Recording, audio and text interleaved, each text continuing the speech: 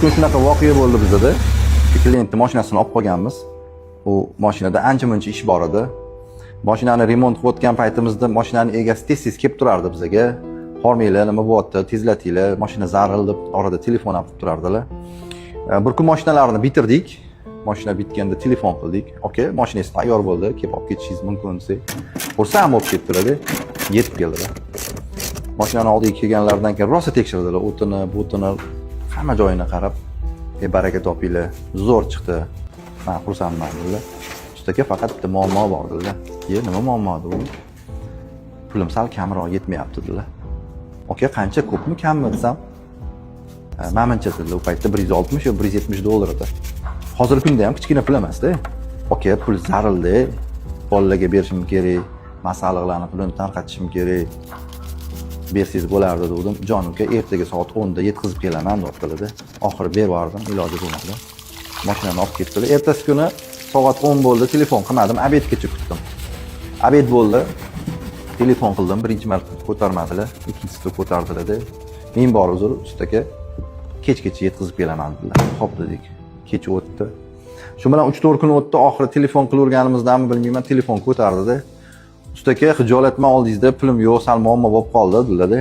Yana 3-4 kundan keyin olib kelaman dedilar. Mayli dedik, yaxshi gapiryapmiz. Olib kelsinlar. Shu bilan mana shunaqa qilib 1 oylar o'tdi. 1 oylar o'tgandan keyin telefon qildik, umuman telefon ko'tarmaydigan bo'lib ketdilar-da. Oradan bir 8 oymi 9 oy o'tdi, 1 yil bo'lmadi. U pulni uje unutib yubordik ham, uje umid ham qilmayapmiz u puldan.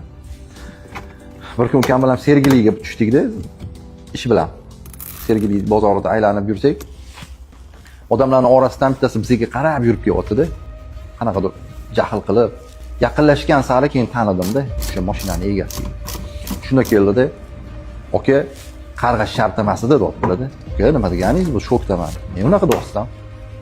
Orqamdan qarg'ab yoribsiz-ku, mashinada ag'darilib ketdim. Mana pulingiz deb jahl qilib beryapti-da. Oka dedim, birinchidan dedim, siz jahl qilishga haqqingiz yo'q dedim. Siz xijolat bo'lib, uzr so'rab, mana shu pulni berishingiz kerak edi.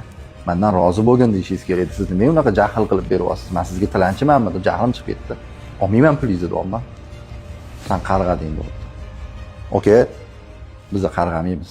Men bu videoni olishimdan maqsad nima deydi? Birovni dilini oritsangiz, birovni haqqini yesangiz, birovni aldab ketsangiz, u odam sizni qarg'ashi shart emas. Alloh hammasini ko'rib bilib turibdi-yu. Har bitta narsaga javobi bor. Shuning uchun biror narsa bo'lsa ustadan ko'rmanglar. Joninglar sog' bo'lsin, oxirigacha eshitganinglarga